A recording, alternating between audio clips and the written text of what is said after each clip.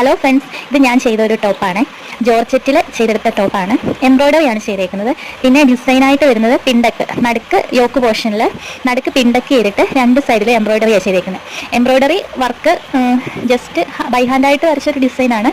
അത് വെച്ചിട്ട് ചെയ്തെടുത്ത എംബ്രോയ്ഡറിയാണ് രണ്ട് സൈഡിലും. പക്ഷേ ആ കളർ, ആ എംബ്രോയ്ഡറി ചെയ്ത നൂലെന്ന് പറയുന്നത് സിൽക്ക് ത്രെഡ് ആണ് യൂസ് ചെയ്തേക്കുന്നത്. അതുകൊണ്ട് നല്ല ഷൈനിങ് ആണ് കാണാൻ. പിന്നെ ആ കളറും ഈ ഡ്രസ്സിൻ്റെ കളറിന് നല്ല സ്യൂട്ടാവുന്ന കളറായിരുന്നു ആ ഫ്ലവേഴ്സ് ചെയ്തേക്കുന്നത്. പിന്നെ താഴോട്ട് പ്ലീറ്റ്സ് വരുന്നുണ്ട്. നടുക്ക് മാത്രമേ, ആ പിണ്ടൊക്കെ ചെയ്ത ആ ഭാഗത്ത് മാത്രമേ പ്ലീറ്റ്സ് ഇട്ടിട്ടുള്ളൂ. ബാക്കി രണ്ട് സൈഡ് പ്ലീറ്റ്സ് ഇല്ലാതെയാണ് ചെയ്തേക്കുന്നത്. എ ലൈനാണ് ചെയ്തേക്കുന്നത്. സ്ലിറ്റല്ല, സ്ലിറ്റായിട്ട് വേണം ചെയ്യാൻ. ഞാൻ എ ലൈനിലാണ് ചെയ്തേക്കുന്നത്. പിന്നെ കൈക്ക് ചെറിയൊരു പഫും വെച്ചിട്ടുണ്ട്. ഇതാണ് ഇതിൻ്റെ ഡീറ്റെയിൽസ് വരുന്നത്.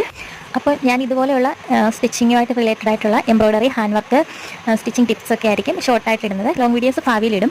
പിന്നെ ഇതിൽ എനിക്ക് വന്നൊരു മിസ്റ്റേക്ക് എന്ന് പറഞ്ഞാൽ ലൈനിങ്ങിന് നീളം കുറഞ്ഞു പോയി. നിങ്ങൾ ചെയ്യുമ്പോൾ അതൊന്ന് ശ്രദ്ധിക്കുക. ജോർജറ്റ് ആകുമ്പോൾ ലൈനിങ്ങിന് നല്ല നീളം വെക്കണം.